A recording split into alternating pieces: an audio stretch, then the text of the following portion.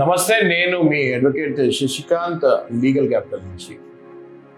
ఇప్పుడు మనం కవిత, కేటీఆర్, హరీష్ రావు, కేసీఆర్ వీళ్ళందరి మీద మనము విపరీతంగా లాస్ట్ 20 days నుంచి ట్రోలింగ్ చూస్తున్నాము. యూట్యూబ్ ఛానల్స్, శాటిలైట్ మీడియా, లేక ఎవరు పడితే వాళ్ళు కెమెరా ఉంది కదా అని సెల్ఫీలు తీసుకొని మాట్లాడుతున్నారు, వైరల్ చేస్తాము, ఫేస్బుక్లో వైరల్ అవుతున్నాయి. పొద్దున్న ఆన్ చేస్తే ఛానల్, పొద్దున్న టీవీ ఆన్ చేసినా, యూట్యూబ్కి వెళ్ళినా, ఎక్కడ చూసినా కేసీఆర్, కవిత, హరీష్ రావు విపరీతంగా ట్రోల్ చేస్తున్నారు. ఎవరికి తోచిన వాళ్ళు చెప్పుకుంటూ వెళ్తున్నారు.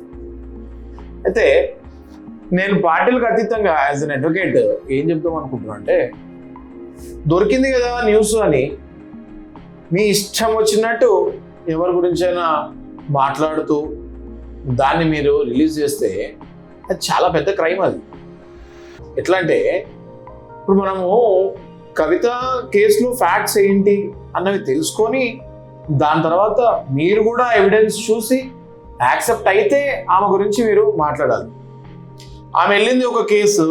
నేను ఈ మధ్య చూస్తే యూట్యూబ్ ఛానల్లో, ఇంకోదేదో యూట్యూబ్ ఛానల్లో XYZలో వాళ్ళు ఏదో వేరే కేసు గురించి చెప్తున్నారు.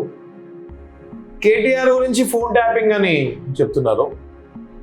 అదంతా ఇప్పుడు కాంగ్రెస్ పార్టీ రూలింగ్ వచ్చింది కాబట్టి కేటీఆర్ మీద స్కెచ్ చేయాలని కూడా ట్రై చేయొచ్చు. దానికి ఏం ఎవిడెన్స్ ఉన్నాయని యూట్యూబ్ ఛానల్లో ప్రతి ఒక్కరు మాట్లాడుకుంటూ వెళ్తున్నారు కేటీఆర్ గురించి కూడా. మళ్ళీ అది సరిపోక మళ్ళీ కొత్తగా హరీష్ రావు గురించి ఏదో రూమర్స్ క్రియేట్ చేస్తున్నారు. ఇవి రూమర్సా, ఇవి నిజాలా? ఇప్పుడు రేపు పొద్దున మన రేవంత్ రెడ్డి గారి పైన కూడా ఏదైనా చెప్పాలి అనుకుంటే, ఆయన రూలింగ్ పార్టీ నుంచి మళ్ళీ ఆయన అపోజిషన్కి వెళ్ళిన తర్వాత ఆయన గురించి ఏమైనా చెప్పాలన్నా కూడా దానికి కూడా ఎవిడెన్స్ ఉండాలి.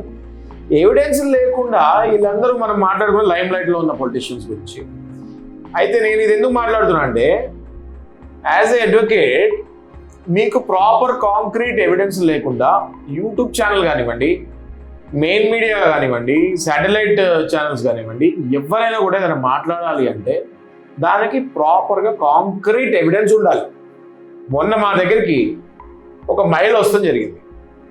ఆ మహిళ మీద అసభ్యంగా 69 ఛానళ్ళు ప్రసారం చేసేసారు.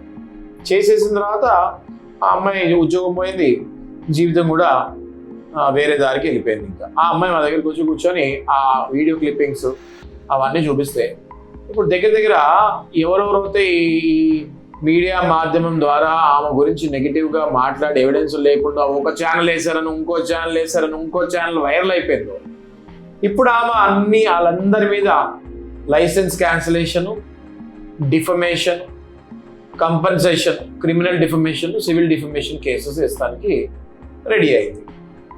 నేను చెప్పేది ఏంటంటే, మన మీడియా సోదరులకు కానీ, లేకపోతే ఇంట్లో కూర్చొని యూట్యూబ్ చేసుకునే వాళ్ళకి కానీ, వీళ్ళందరికీ నేను చెప్పేది ఏంటి అంటే, ఏదో ఒక ఛానల్లో వచ్చింది కదా మనం కూడా చెప్పేద్దామని వెంటనే కెమెరా ఆన్, లైట్స్ ఆన్ అని చెప్పేసి నోటికి ఇష్టం వచ్చినట్టు మీరు కనుక ఏం ఎవిడెన్స్ లేకుండా మాట్లాడితే రేపొద్దున మీ మీద కేసులు పడే ఛాన్స్ ఉంది. ఆ ప్రమాదం నుంచి కాపాడుకోవాలి మీరు. ఇలా ఎవరైనా బాధితులు ఉంటే, అది నిజం కాకుండా అబద్ధాన్ని ప్రచారం చేస్తున్నారు మీడియాలో అంటే, దయచేసి అలాంటి లాయర్స్ అప్రోచ్ అవ్వండి. వాళ్ళ మీద మనం క్రిమినల్ డిఫమేషన్, సివిల్ డిఫమేషన్ వేసి కాంపన్సేషన్ కూడా మీకు ఇప్పించే బాధ్యతను మేము తీసుకుంటాం.